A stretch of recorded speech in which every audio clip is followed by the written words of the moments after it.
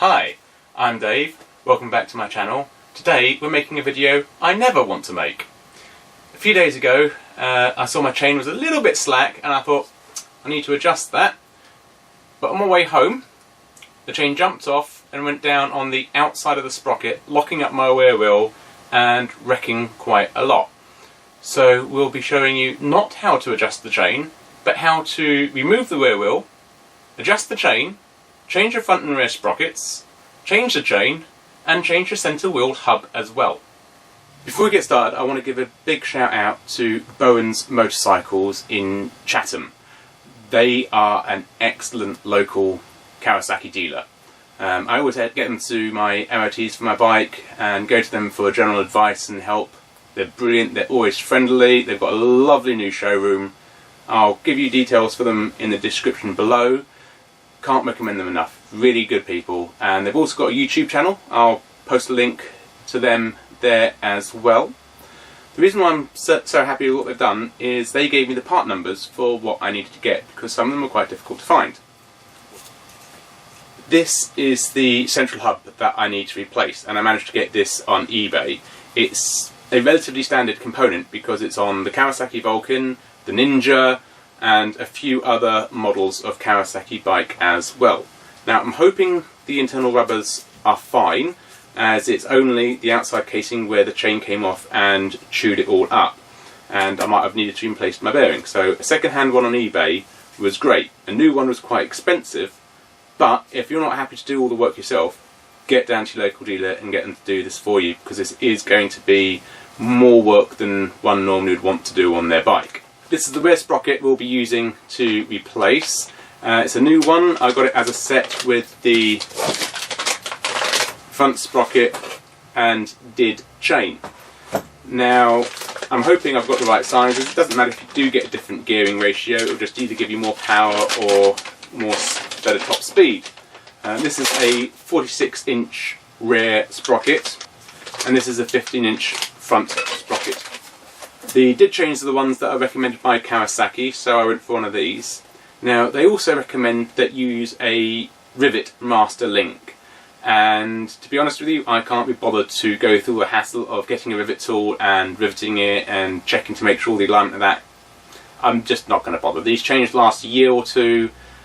I've never had a spring clip master link break on me before on my old 125, and I can't imagine it's going to break on this either. I don't go racing around tracks or anything like that. I don't need that extra rigidity in the link. As long as you know to put your spring clip on correctly, these should be fine and they're really easy to do. So I've opted to go for that. I had a request put in to change the master link on that because it does come as standard with a rivet link. I'll put a link for all of the parts in the description below. Some of them may be from other sources other than just Amazon, because I don't think Amazon do a lot of these parts. Some of the tools I might be able to put in there, because I'm going to be making use of my Makita impact driver. But make sure if you're going to use an impact driver, put it on the lowest torque setting to start off with. You do not want to strip bolts or threads. Right, first of all what we want to do is get the bike up. Now I've put some bobbins on my bike. You might not have them, so you might need to use a different type of jack. But this is the jack that we got previously in our box of goodies. Link for it in the description below, and the video for the unboxing of this. If you can have two people to help you with this, that's best. If not, you can do it yourself. I always keep the bike on the stand and always just have it slightly lean this way, so if it does tip over, it tips back onto the stand rather than onto the ground. So I'm going to line up my bobbins on both sides. Once you've got it hooked in, take the weight off the bike onto the centre and slowly slide it in,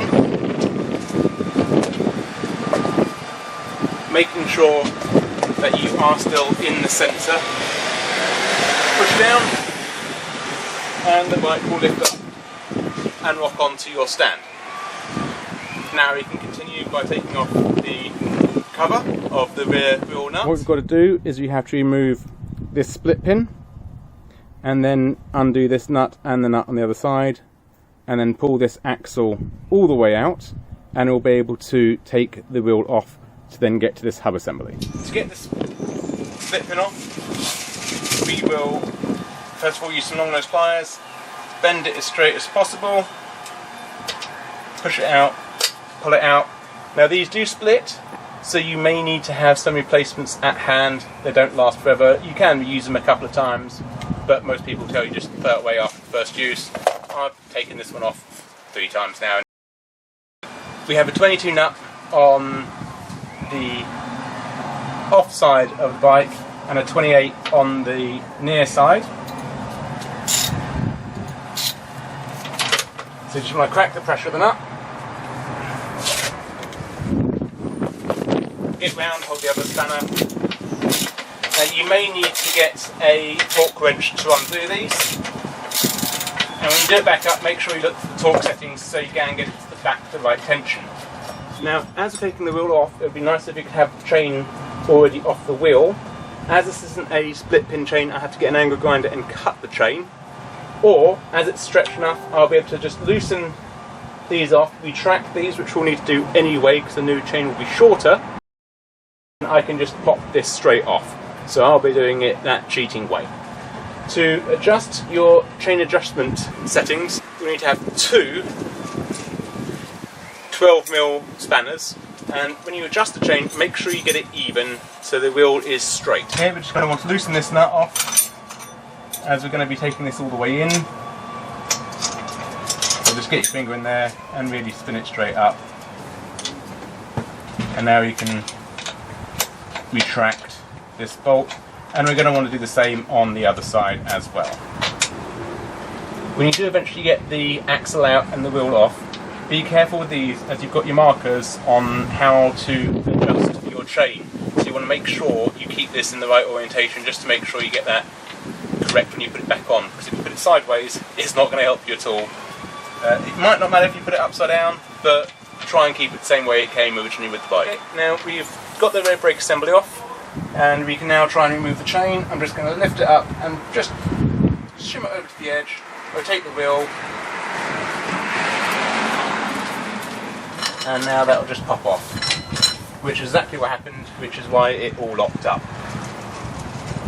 Now I'm probably going to angle grind this chain off, put that back on.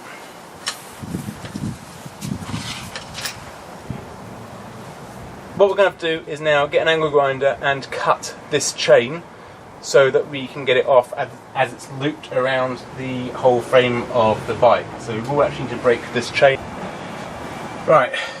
We've got to cut 2 of the rivets out of a single link with the angle grinder and then pull this off. Now they say to use a flat disc sander or a flat disc grinder to do this gently. I haven't got one, so I'm just going to use the angle grinder and just power through it. I'm not keeping the chain, I'm not keeping the link, so I don't care. But you do want to be careful not getting too many sparks to hit your bike, yourself, and obviously wear eye protection as well. And probably a dust mask is probably a sensible thing. Again, this is where you want to take it to your local Kawasaki dealer if you're unsure of what you're doing at all. And again, this is why I've gone for the spring clip system, as it's just so much easier.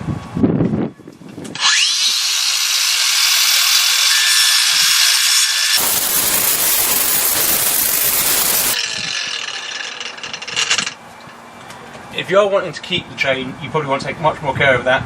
But I'm getting rid of it, so it doesn't matter.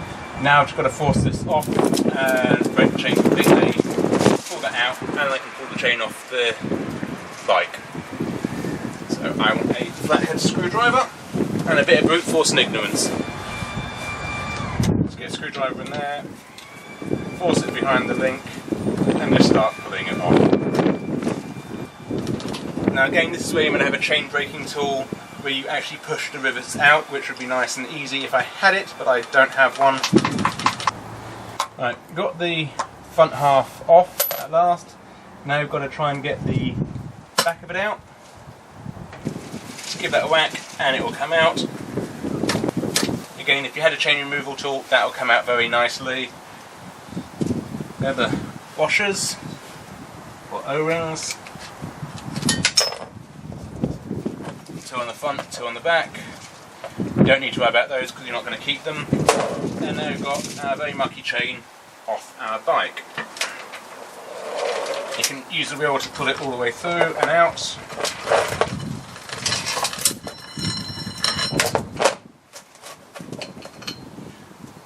One scrap chain. Whilst you're changing your sprockets, chain and having to disassemble the wheel and everything, you may want to also look at replacing your brake pads if they are low. Also want to undo this hex nut Allen key here to get your ABS sensor off as well, so you don't damage that whilst moving things around. We need to remove the braking calipers, so undo this with a 6mm bolt. That will allow this to loosen up, and then these two, one has to be completely removed, the other's just loose, and then we can just flip this back out the way or remove the whole thing. So we'll start off with this one. Just swung the rear brake assembly out the way. That's a 12mm bolt, and this one was a 14. When you've removed the caliper, just swing it over to the side, and again when you remove the ABS sensor, just pull that over to the side to keep that out the way. Make sure it's nice and clean, don't try and damage it or twist the cable. This is where your brake pads will sit, so when you put them back in, you put one this side and obviously one that side. Get them to fit inside these little housings before you put the caliper back over. Yeah, now you can get the axle out and pull the wheel.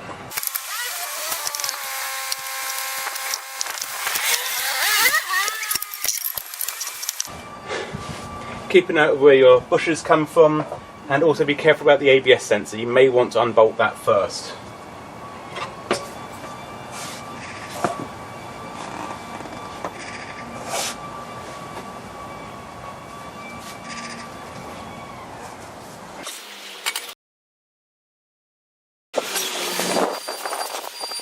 Now we're going to want to try and get this whole hub assembly off.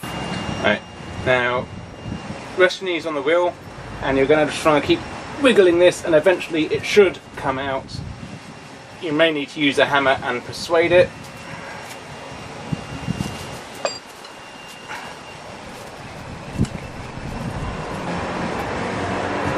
But considering how tight it is, that's a good sign that the rubbers aren't damaged.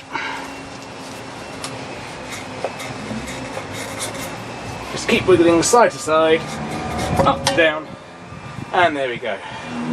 And another bush. So there's our rubber blocks. We can see all they're good. The axle's fine, but that we're going to scrap the whole thing. Now before I put this back in, I'm going to make sure there's no dirt or grit in there, so I'm going to give this a quick clean, and then I'm going to remount this. The bush that came out of the old hub is already installed in my new second-hand hub. Obviously if you get a brand new one, it will be nice and clean, pre-greased and ready to go straight away. Being second-hand, give it a good inspection before you do it. And then it's going to be inserted in exactly the same way. Slowly rock it in, make sure you don't damage your rubbers, get it lined up, push, move, push, and just keep rocking side to side until you've got a nice snug fit. There you go. That was easier to get in than out. Now I've got to take these bolts off and put my new rear sprocket on. Use a 14mm socket and just take them off.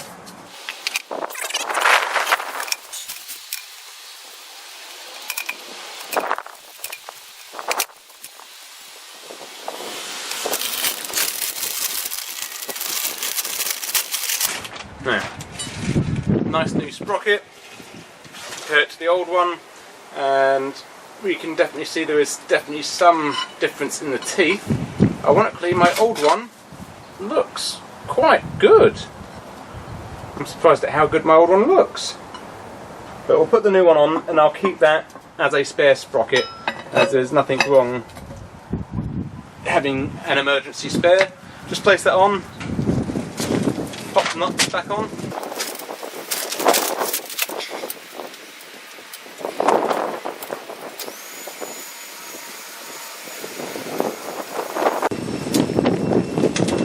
Direction of your ratchet. Now when you do these up, do them up in a diagonal manner so that you get even pressure to keep it square.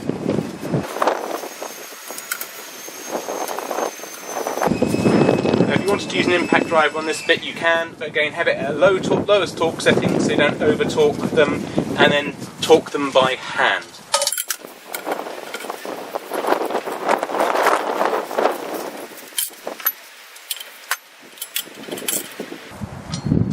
Now you don't need to do them too tight, but have them nice and snug, and then a bit.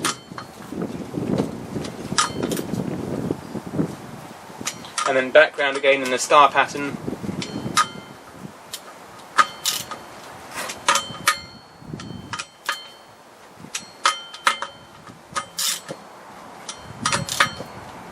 Right, that is the rear wheel and sprocket done. We can now get this back on the bike.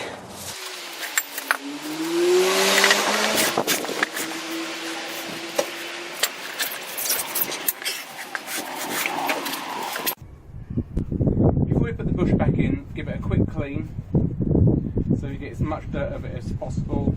The cleaner you can get it, the better. Now you've got all the bushes back in place, get your axle, insert it, and try and line everything all up at once. It is difficult, you will have fun. And make sure you have the alignment marker facing the correct way as well.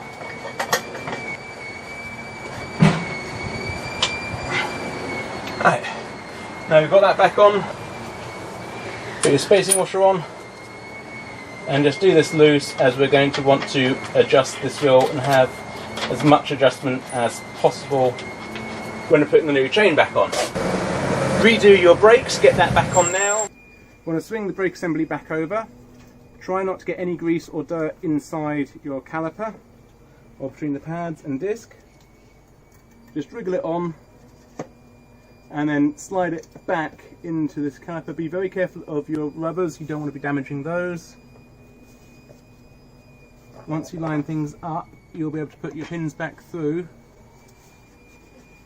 It will locate itself if you keep giving it a little bit of a wiggle.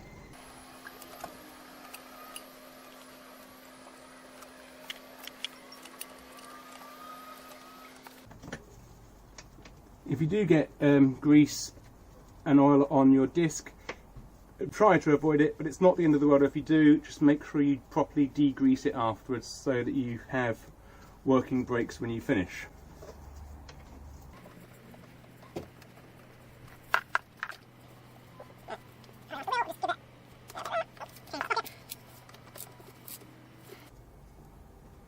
Okay, and these aren't meant to be too tight.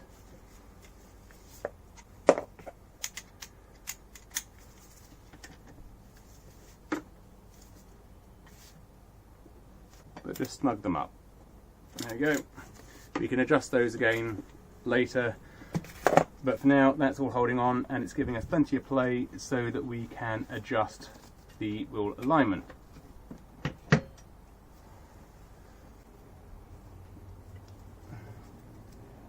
Prop the brake cable, set ABS sensor back into its little housing. We don't need to remove this panel as far as I know.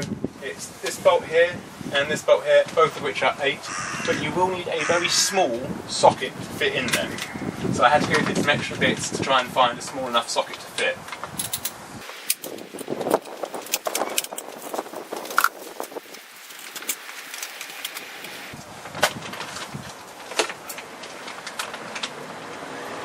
And whilst you've got this off, clean out all the gunk you can.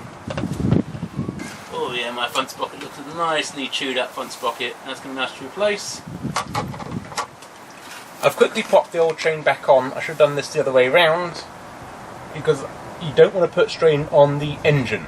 So I'm going to use the chain to lock the gear in place whilst we take the front sprocket off. So back brake's going to be held on, which is going to lock up the back wheel, holding that chain tight, which allows me to get a 27mm spanner around the front and to undo the front sprocket. What we have here is a locking washer, which is designed to prevent the nut from coming undone. So you need to bend it fully up to release the nut so you can undo it and remove the sprocket. Always keep your friendly local dealers happy. You never know when you're going to need to pop round and see them in a pinch. Right, we're going to try this again. This is the third day that I've tried to undo this one nut. I've spoken to our friends at the Kawasaki garage at Bowen Motos in Chatham, and they say I'm doing it absolutely right. I'll show you what I've tried. I've got the chain now wrapped around the rear axle, and I've got a screwdriver through it, and I'm holding it in place with a set of mole grips so that doesn't move, and just use the impact driver on it like crazy. So I'm just going to get my impact driver on there now and hammer the hell out of it. Absolute, just snapped off.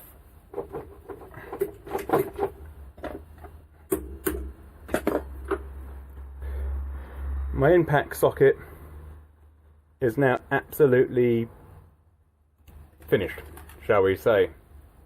I don't even know how I'm going to get the other bit out of the driver. And I didn't get the nut off.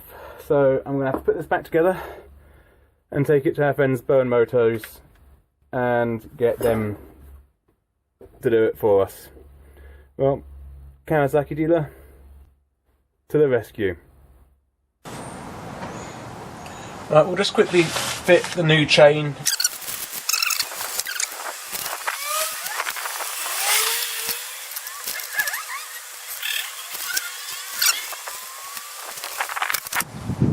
Right, get it so that you've got the two links together. Open up your new master link set. You'll have 4 rings in there as well, so, and a packet of grease. 4 X-rings or O-rings. They are X-rings to match the rest of the chain. And then just tear open the grease packet and just put a small amount of grease on each bit, just where the rings are going to fit. Get some grease on the inside and outside of the rings. Pop those in and then slide that on.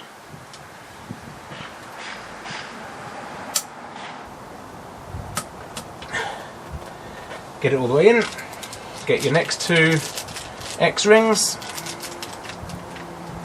Again, get some grease on those.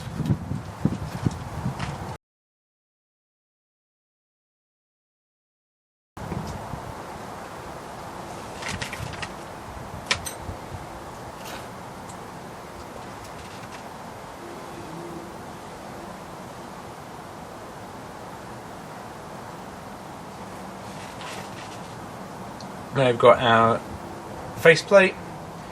Just put a little bit of grease on the inside of that.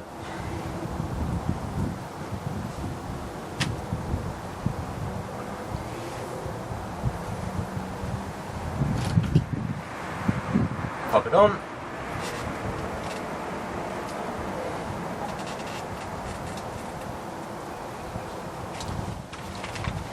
Now this is the main bit that you have to get right. Now, once you take these off, you're meant to replace them, but you can generally get away with using them multiple times. You want to make sure that this back end is following the direction of travel. So, as the bike goes forwards,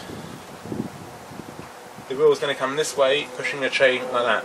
And so it will be along in that regards. Right, we're going to now use our new chain tool to fit the chain. It's a 23 nut for the main retractor and 15 for the internal pin, but we also want to take that pin out,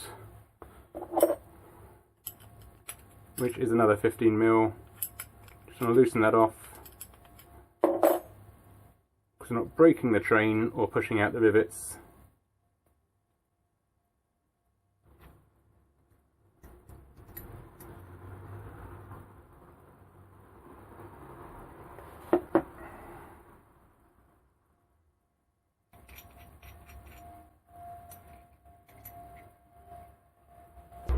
One assumes we're going to place it like that, line it up over the chain, but it is not obvious as there are no instructions, and this is the first time I'm doing it. I say it looks more like that goes that side. Let's get that up snug. We've got a little handle that we can put in there to hold it. Check to make sure you're not blocking the pins, and then do it up. Just a little bit, and then loosen it off, take it off. Check it, put it back on, line it all up again. Give it another tweak. Loosen it off.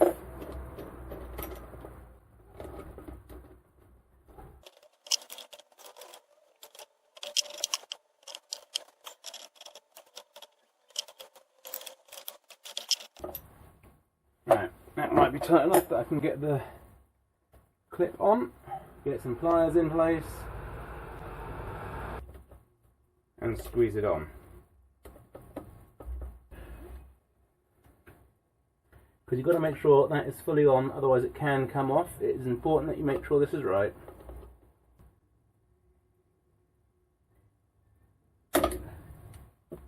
Right, I think that's fully on now. So now I've got that on, I've got to do the chain adjustment to get this wheel straight. We're going to use the marking points in the centre here and possibly the edges to line them up with these points on this side, and the same on the other side. And we just adjust it using this one to lock it off and this one to get the tension. To adjust your chain, you're going to need to use these two, that nut and this bolt, and use the markers that are just up in there and line up with these. Make sure they're the same on both sides. You can double check as well to make sure that your wheel is straight to the bike and the chain runs straight top and bottom. So there's multiple places you can check, but that is the guide that is put there. So to do that, first of all, give the wheel a good yank. There we are. That's now back and hopefully straight. So we start off locking it in this position.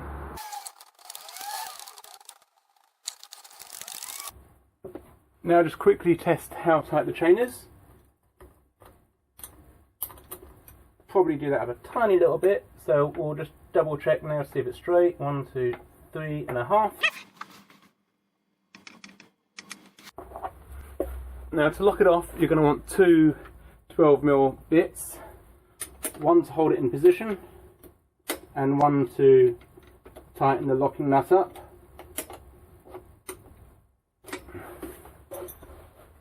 Same on the other side. And here we're just passing Bowen Moto's garage on the left. Wonderful place. I thought I'd just include a little clip here so you can hear what the bike sounds like. I obviously haven't got the chain tension quite correct. You can hear it's a bit jerky.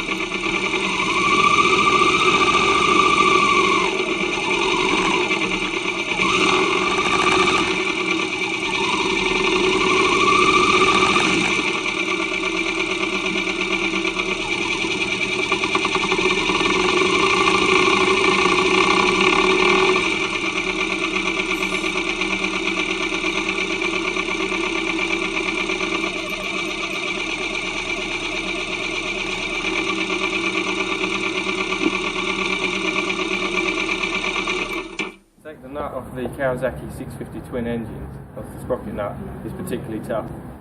It's a lot harder than most other motorbikes.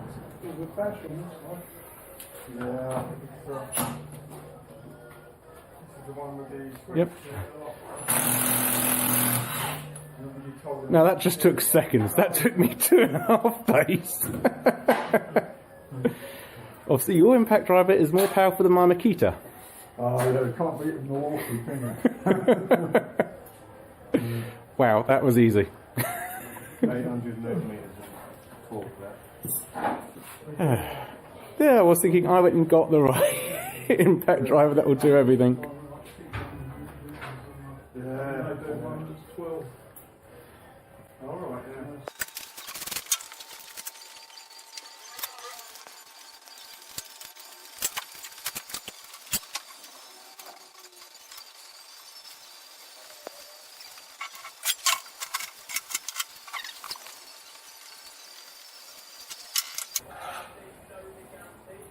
I'd have been terrified of dropping the bike, lifting it up like that. I've just lifted it a bit too far and it topples over. It's just knowing that you can do it and having the nerve. You only need Just a fraction off to... 5 mil off the ground. Yeah, Just so you can spin it and get all your spines lined up nicely. yeah.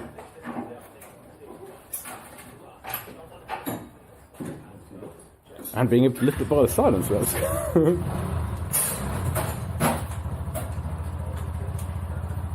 It's the tricks, being a proper mechanic, that you know.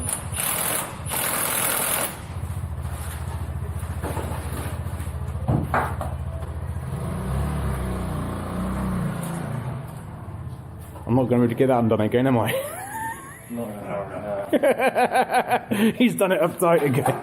They tend to, because of the nature of the direction of the crank and the thread, Thread. self-tightens. Tightens. Well, it's, show you what we use sometimes.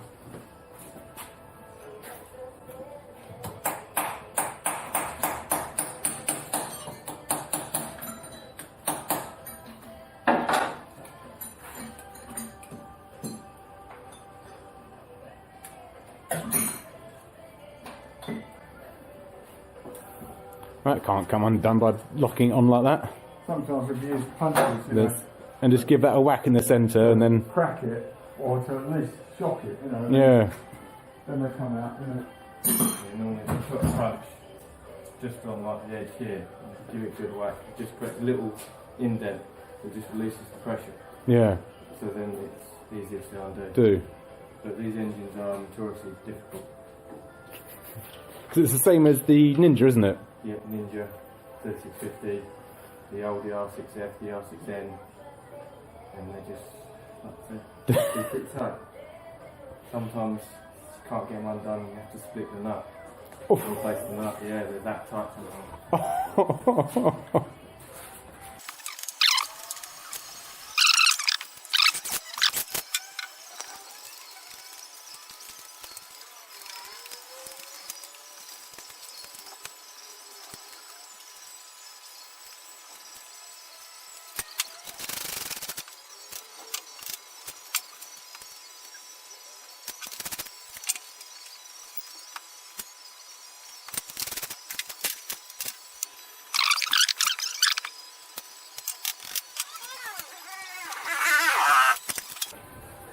Job is a good one.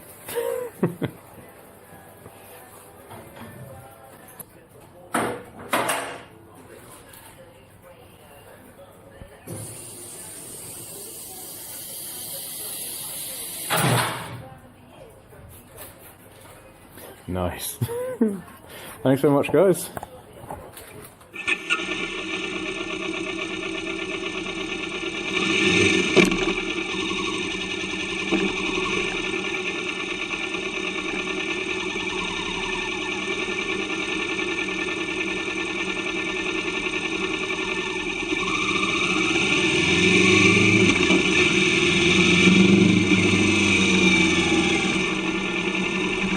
Right, from the off we can clearly hear the engine sounding better. Thanks guys, appreciate your help.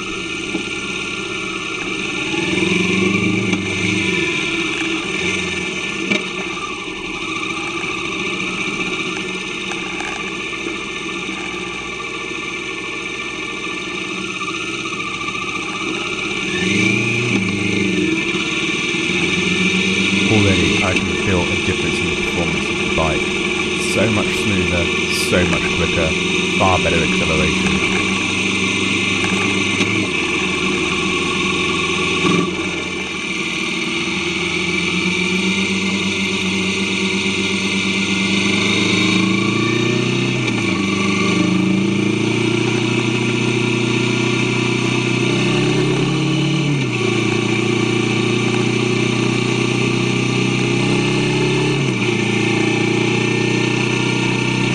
I thought I'll include this part just so you can really hear the power of the bike and the smoothness of it. New chain, new sprockets, properly adjusted chain makes a world of difference. If you ever feel your bike's a bit jerky or it just doesn't sound right, check your chain adjustment, check your sprockets. If you're unsure, take it to your dealer. They will make it purr like a kitten.